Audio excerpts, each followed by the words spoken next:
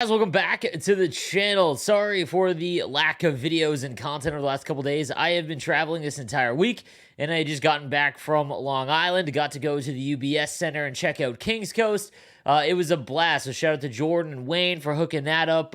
I can't believe they just cannot win in that amazing new barn. But regardless, we've got a lot of content to cover, so I'm going to pump out a bunch of videos today covering all of that for you guys. We're going to start first today with the new master sets in the 16-bit Heroes event. We're going to cover all those new cards like we always do. Guys, thank you again for watching. And make sure you come check me out live on Twitch. I go live every single day, 2 to 5 p.m. Eastern Time. All right, let's get into the new content. So we'll start down at the bottom, the 82 DIMITRY AFANASENKOV from the Lightning with Spark and Distributor. There's a reason why he's got both of those because, well, he's only got 84 speed and acceleration when both of those are activated. He's got quick pick, which is great. Honestly, early on in the game, like if you just started and you're looking to activate both of these synergies, cards like this on your fourth line are still viable because they're just not going to see the ice very much, and at least you can get these synergies out of the way because trying to find both of them on one card is pretty hard to do. Moving on, we've got the 83 Nelson Emerson with Light the Lamp, Buzzing, and Magician. Buzzing would get him up to 85 speed. Same kind of situation. You're really not going to be able to use this card effectively. He's going to be on your fourth line, buried there for synergies if you're looking for that. But all in all, just nothing really to see here. He's 5'11", 85 speed with Buzzing activated. So this a pass for me here. Then we've got the 84 Nick Antropov, who is usually a really fun card when he comes out.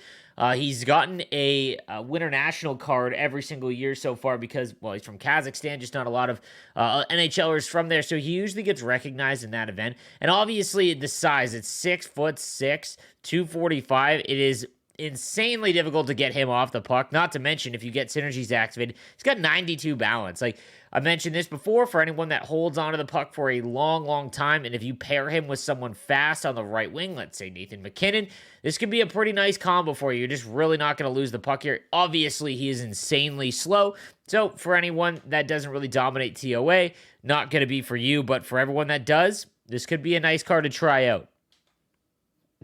Then we've got the 85 JANNE NIINIMAA with Wingman and Distributor, as well as Magician on the back end, 6'1". That means he can get up to 86 skating with speed and acceleration, as well as agility at 87. Well, obviously, you'd have to choose between acceleration and speed, and that makes it extremely slow. Just very tough. His body checking isn't anything crazy. He's 6'1", which is nice, and defensive awareness and stick checking is okay. Early on in the game, maybe, but again, on defense, it's very tough to use slower players that don't have, like, elite size. I'm talking, like, 6'3" and above. So you want to take a look for that. Also, because he's one of the older cards, like the icon cards, his endurance is just so slow. Like, you're going to notice him just be completely wiped out early on in the shift. So, cool card that JANNE NIINIMAA gets recognized, but pass here. 85 Ron, HEXTALL, Spark, and Heart and Soul. Man, it was a couple years ago. I think NHL 20, maybe 19. HEXTALL had like one of the best goalie cards in the game. I think it was 19. It was a Halloween Ron HEXTALL. Let me know in the comments section because they all kind of blend together. This one just obviously doesn't do enough. His aggression 76, which is not terrible, but everything else is just mediocre at best. His synergy or his superstar ability isn't anything crazy. So, you know, just a nice card that HEXTALL gets recognized here. I got to say, these cards at least make a little bit more sense with the 16-bit part of the event.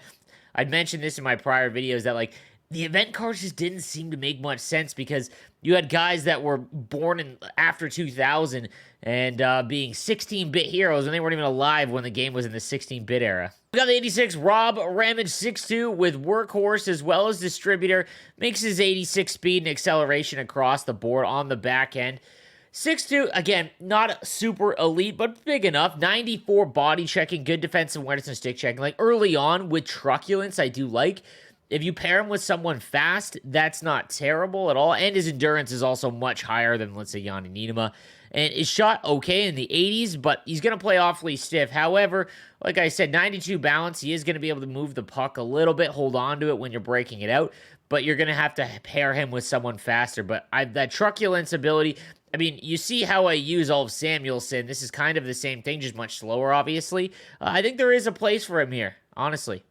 Then we've got the 86 Bobby HOLIK. Man, he was one of the best cards last year for a period of time. He's got Wingman and Spark as well as Buzzing, so it does help with his speed a little bit. 6'4". The thing I will say about Bobby HOLIK and the reason why he is kind of effective is 6'4". He's a great centerman card. Like I've mentioned this before, if there's one position that doesn't require immense amount of speed, it's center. So you could get away with it. He does have, I mean, he doesn't have distributor or anything like that, but everything else in terms of his ability at center is very, very good. Even Big Rig is nice. The only issue is that he's just not going to skate the puck out. So you could have him in the bottom lines, whether it be penalty kill, something like that, and make sure you don't break out with your centerman, which not a lot of people do. So you're never going to blow down the wings with him. But this is a nice centerman card, and you might be able to get him for somewhat cheap. We'll take a look at what he's going for in the auction house right now on PS5. 30K, maybe a little bit lower than that, but like I said, when you add up everything, it's not bad at all. Next up, we've got the 87 Patrick Marleau with Gladiator and Fly the Zone, one of, if not my favorite player ever to watch play hockey, with wheels as well, which isn't bad, but we've mentioned this before, that like 90 speed doesn't really take advantage of wheels all that much because everyone else, there's a lot of players that have higher than 90 speed. I wish he had a little bit more just because Patrick Marleau was so fast as a skater pretty much his whole career. Nonetheless, this is still usable. It's 6'2". Elite size. He's got, a good shot as well. I think early on, if you can get him for the bare minimum of what 87s are going for, this isn't bad at all, especially if you can get body or Gladiator out because of his body checking stat. We'll take a look if there's any on the auction house for Patrick Marleau. And like 25K, that's not bad. Early on in the game, like I said, just because he doesn't have like 94 speed or anything like that isn't awful, but it's a 6'2" that really helps out as well. You got to add that into the equation. Everything else is kind of mediocre, but I think there is a place for this card. He could be pretty good. And one of my favorite players to watch growing up near Buffalo, New York is Brian Campbell. Also had a little stop with the Sharks. Bombarded distributor as well. 5'10", obviously always going to be the issue with Brian Campbell. However, 89 speed isn't terrible. Again, early on, like if you're just starting your team now, these are the cards that aren't really going to be sought after by the guys that have been playing all year long. And there is still an ability or, there is still value in cards that don't have 90 speed. He is 5'10", however, and his body checking is only 84. The reason why I bring that up is that obviously in his own zone, he's not going to be all that effective. However, you can still break the puck out with him. 89 speed and everything activated, and the two synergies do help add to, your actual synergy total. So I think that there is a spot for Brian Campbell. We'll see what he's going for in the auction house right now. And yeah, like 20 and 25K, it's probably going to be the bare minimum for 87s. That's not awful. Again, there isn't a ton of elite, middle tier defensemen still. It takes a while for them to release a lot of them. So if you can't afford, the master sets and you've got to choose between him or like Samuel Girard's base card, I would go Brian Campbell, obviously. We've got the 88 Tim Horton, Wingman, Magician, and Distributor. 88 speed, 88 acceleration. Man, there was a time, I want to say it was NHL 19. Tim Horton's card was one of the best for a long time in the game. And same kind of situation as Brian Campbell. Like, his speed is okay when you get everything activated, 88 across the board. And his shot is good as well. You're not going to find a lot of great shots, but he's 5'10". However, he does have 91 body checking. That helps out with that. But, I mean, like, the problem is that would you rather have him or Cale Makar, like, for the price point? It's very tough because this card is going to be a little bit more effective in his own zone because of that 91 body checking stat, but we'll have to see what he's going for. At 88, you're starting to get into the more expensive cards just because, he's an 88 overall. Like, 40K isn't awful, but you're just going to have to value and see how he plays. In all honesty, I'm going to try this card out because smaller players last year, even if they had really high body checking, were really good in their own zone. But we'll have to try out this year because there isn't a lot of great cards that are small that have high body checking and high speed and things like that. So I'll get back to you on this one. 89 Andy Bathgate, 6 foot with Spark, as well as Magician and Fly the Zone. That makes his skating quite good. 89 speed, 89 acceleration, 90 shooting basically, 90 hand stats. He's got 95 passing as well. Body checking gets up to 90. Defensively, he's fine. And he's really good on the draws with Unstoppable Force. This is a pretty well-rounded card. I think that because he's 89 overall and his speed isn't 90 exactly, you might see a discount. Like 50K isn't bad at all for this card. Everything that he does, I mentioned this before, if you don't have a lot of X Factors or Master Sets, there's not an amazing amount of centermen that are elite. I mentioned this as well. Like, there's a ton of wingers that you could go out and get that aren't high-end, but they have great stats that you could use. They just don't have it all, essentially. Defensemen and centermen, there's still kind of that middle tier where it's tough to find, and this Andy Bathgate, not bad at all. Then we've got the 90 overall Dave Taylor with wingman and distributor, as well as light the lamp. So 90 speed, 90 acceleration, all 90 shooting. Same kind of situation. I think that there is a place for him for sure, and you can play him at center if you want. Again, I think that shot is pretty tough to come by for players that are just starting out. We'll take a look at what he's going for, but again, that 90 overall is going to drive his price quite a bit. Like, I don't think I'd pay 80K for him, to be honest with you, but you're going to have to with the 90 overall. This one's close. Like, honestly, I'd rather have the 88 Akil Thomas for under 40K, and you're essentially getting a faster player and, you know, a little bit better defensive stats as well. Shot maybe not as good, but that's just kind of the discrepancy. So I don't really think Dave Taylor's worth it. It's not like he's a bad card by any means, but I just think that there are probably better options for you. Let's get into the Masters set. So, leaked, obviously, the 92 Jack Eichel. I hope you guys grabbed his X Factor early on when I had released that video, found out that he was getting leaked. So, he does have Thief as well as Booming Shot and Gladiator. Again, well-rounded. I'm not a huge fan. And Heart and Soul. So, his synergy combo is not amazing, but 93 speed, 93 acceleration, 94 agility, 94 shot, essentially, hand stats all above 95, and he's 6'2". Like, this is such a good card because you can play him at center or on the wing.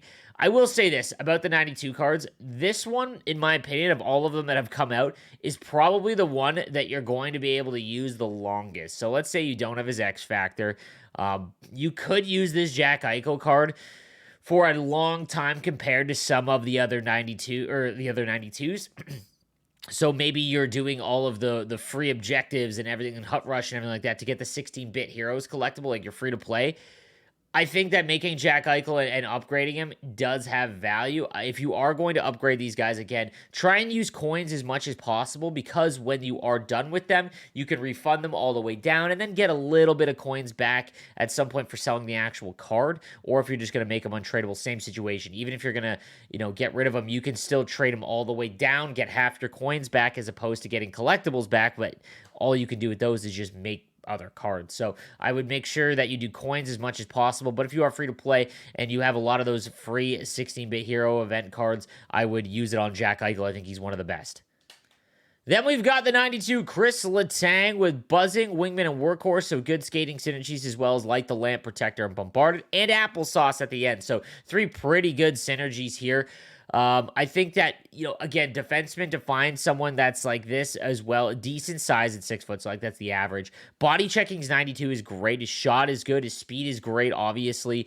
I think the issue here is that if you're going to invest, you know, 300,000 plus coins in this KRIS Letang, I'd rather save it, get the X Factor, and then slowly build him up with collectibles, like making the power-up collectibles. I still think that's the better way when you get a master set, especially because of how good that card is. And I'm going to have a video that kind of updates all of the recent X Factors coming out later today. But Shutdown's great. Tape to Tape is great. Elite Edges, I'm not a huge fan of just on this card because that's a lot just for him. And, you know, again, I don't think it's as effective on defensemen as it is on wingers, obviously. But these two are a great combo, and you're going to have a very good, you know, defenseman no matter what here. But I'd much rather have Jack Eichel just for the longevity. Lastly, we've got the 92 Brad Richards, my favorite card from this event because it kind of makes sense. He's got Wingman, Spark, and Workhorse, so all going to touch his acceleration. He's got Protector, and then Fly the Zone. So his speed is nice, but just looking at this, guys, there's a reason why Jack Eichel is so much more effective. Like, you can just see it here. His speed gets up to 92, acceleration 92. Eichel's higher than that, and he's bigger. His shot is better. Hand stats, I think, on Brad Richards are a little bit better, and defensively as well. You can play him at center a little bit more effectively than Jack Eichel, but there's a lot of decent left-handed players, and you have to remember that even if you're getting the 86, you're going to have to spend about 300,000 coins to get him up there.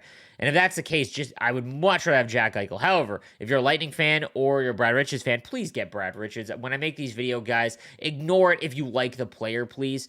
But nonetheless, this is still a really good card. I just don't think it does enough to warrant like the 400,000 coin investment. I'd much rather have Jack Eichel.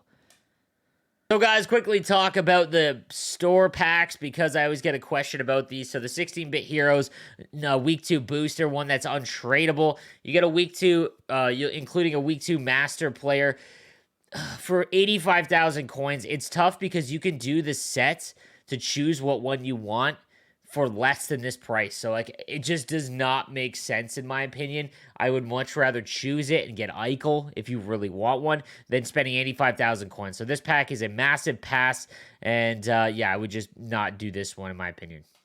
That is going to do it for the content from the week 2 master items of the 16-bit event. Let me know what you guys think in the comments section down below, and I will see you guys later. Have a good one.